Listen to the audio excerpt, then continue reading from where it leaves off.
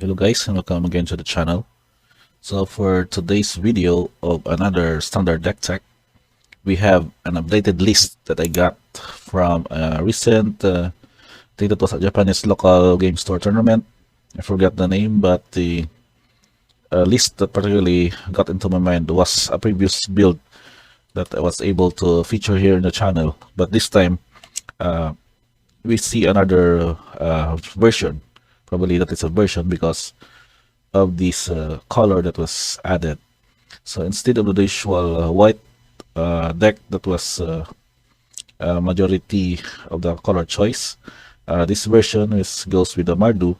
So what we mean by Mardu is white, black, and red, and was also added with more interesting features, given that the metagame again is adjusted because of this recent banning of the Mythok Massacre. So anyway, let us check the full list in the main with Mardu Invoke that we call this one.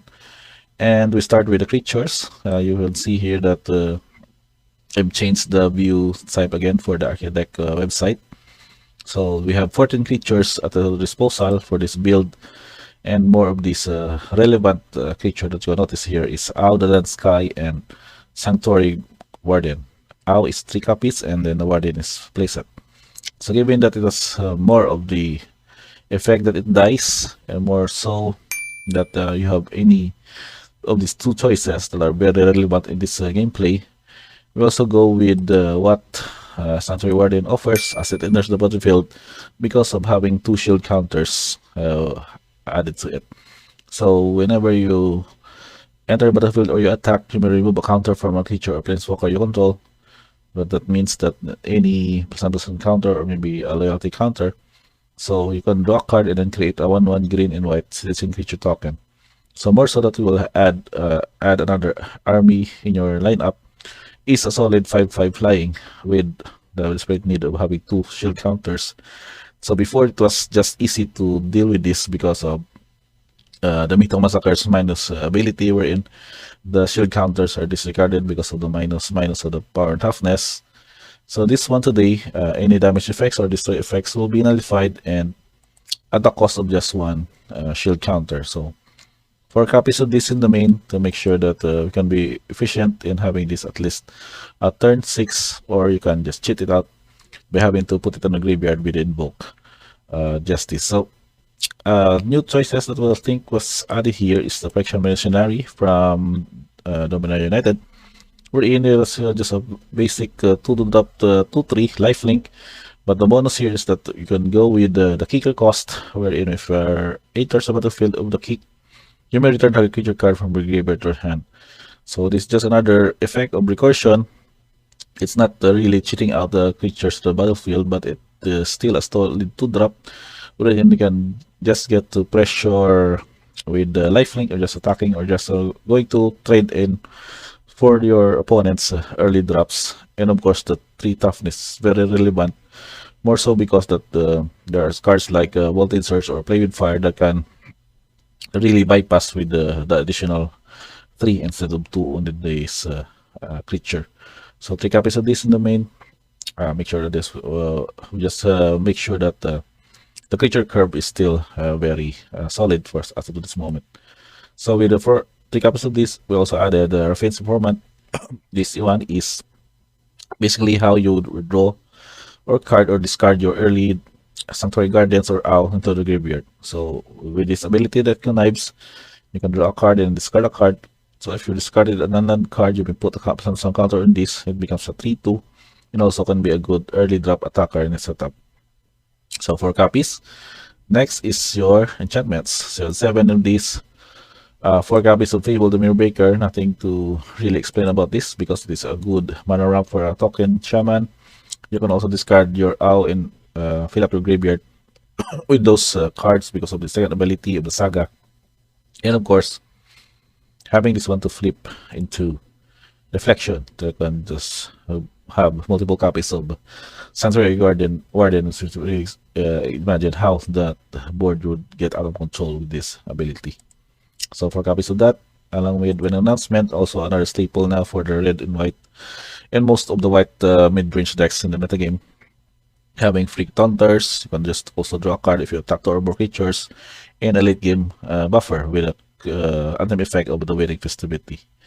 So that is 3 copies, 7 enchantments in total. Next, we have 5 instants. So Destroy Evil is now pretty basic because of the predominance of those two previous cards I mentioned. So this can basically a good target for Destroy Evil, and also a bonus, it can destroy a creature with the toughness 4 or greater. That means Raffine, Shieldred, and any other Fat Eater that can be a good target for this card. So 3 copies on this, and also a solid Faithful Absence spot removal at the cost of just having your opponent to investigate. It's not really that matter if you're going to draw a card, if you would be able to destroy their best creature or planeswalker on their board. So that's really a solid for just 2 copies to make sure that certain scenarios can be dealt with the Faithful Absence for your opponents. Okay, we have now the lands. We have 26 lands in total. I think these are just the basic for most of the builds of the mid-range decks nowadays. So we have Iganjo as a utility card, 4 copies of Jetmir's Garden. You would not really notice that it is going with black, since the only black splash here is the kicker cost. But surely if you go with the setup of the lands, you'll see that there's player splashes later on. We have Jetmir's Garden for the playset for red and white core that can also be cycled later on. More of the mountains and plains, along with the utility card of Sokensan, Crucible Defiance. But now we have 2 copies of Sulphurous Springs to make sure that their splash for black will be satisfied. And also, I think this is also in accordance with the deck's sideboard, wherein there are also splash, doable splash that can be added in post sideboard games. And last but not the least, we have 4 copies of Sundown Pass, 1 Sunlit Marsh, and 1 copy of Zeotora's Probing Yod. Overall, that makes it for the 26 lands in the deck. And we go with the last copy probably here are the Planeswalkers and the Sorcery. We have Wandering Emperor, of course, as the solid 4-drop, and as well as the utility Planeswalker for this deck. So we can just either put a counter of the many target creature controlled for combat trick effect. It makes them first target on the turn. Also, you can also create army of 2 white summon creature tokens with vigilance, and also having a spot removal with exile target top creature, and you gain 2 life in the process. So basic. So I'll include 4 copies to make sure consistency also with turn 4. And what the card deck implies, the main deck name as what is referred is the Invoke Justice card. So it is again a 5 to cast for 4 white and 1 colorless or 1 mana of any color. You can return target permanent card from the grave to the battlefield and then distribute 4 personal counters among any number of creatures and or vehicles target player control. So the bonus of having such a good army of your goblins or humans, those tokens generated by your table and the wedding announcement, can also be pumped up with this effect of the Invoke Justice. At the same time, you can bring out Owl or the Warden to make sure that you have a solid flying attacker that also protects its constituents, as may say, because of the bonus shield counters, and also benefits from removing some rounds and counters at the cost of drawing a card and having more creatures in form of citizen creature tokens. So overall, I think this is just a pretty basic mid-range deck. In my sense, I think the good splash of black can be very beneficial in the terms that you can have option for solid black cards that are splashable in this format. So red producers is 15, is still mostly white in the setup, but your black producers are 4. But still later on, treasure tokens can make use to be able to fix out the setup. For the average mana cost, it's 3.53. That's basically the lowest is 3.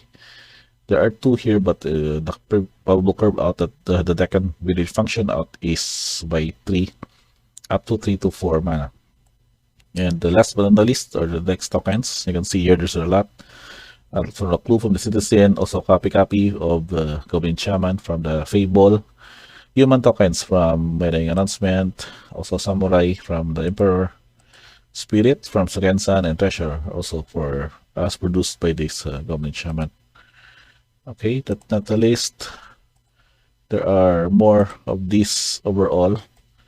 I think it went to the top 8 of that event. It was quite a little number of players, but nevertheless, it is still a good suggested deck that we can create or try out in your deck for MTG Arena or Magic Online. So overall, that's pretty basic. That's your updated Invoke Justice, which I won't really call Mardu, but still, because of the splash colors, you can still consider it as a Mardu deck in the mid-range category. So pretty basic. Thank you for checking this video. If you like this content and more, you can just click on the lower right for subscription, and for previous videos you can also check out my playlist for the MTG Domino United standard deck decks and other maybe from other matches from MTG Arena and other related strategy discussion for this game. Thank you for checking this video, and until the next time, see ya.